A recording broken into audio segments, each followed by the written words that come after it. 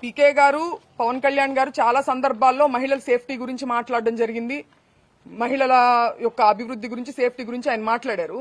ఇది ఏం సేఫ్టీ అని నేను అడుగుతున్నా ఇవాళ ఆయన. మీ బలం చూసుకుని కాదా, మన వేలితోనే మన పొడిచే ప్రయత్నం కాదా ఇది? ఒక సెక్టర్ ఆఫ్ మీ కాపులందరూ మీ వైపు ఉన్నారని చెప్పి వాళ్ళకి నచ్చని వాళ్ళని కాపు కులం స్టాంపు వేసి దాడి చేసి ముక్కుమ్మడిగా, ఇది ఆలోచించుకోవాలి పవన్ కళ్యాణ్ గారు.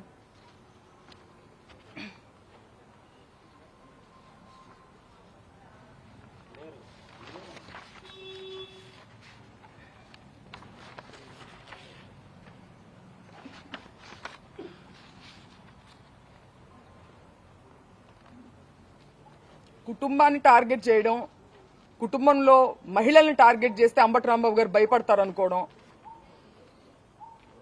ఆయన దేనికి భయపడట్లేదు, నేను అరెస్టుకు భయపడను, నేను రెడ్ బుక్కు భయపడను అని ఎందుకన్నారు?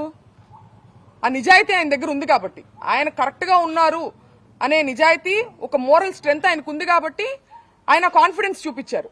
అంతేగాని ఈ రకంగా ఆయన మహిళల మీదకి వస్తే అయితే మేము మహిళల మీద దాడి చేస్తాం, మీ ఇంట్లో మహిళల మీద, అప్పుడు కూడా నువ్వు భయపడవా అని అనడం ఇది రౌడీజం అవుతుందా, రాజకీయం అవుతుందా?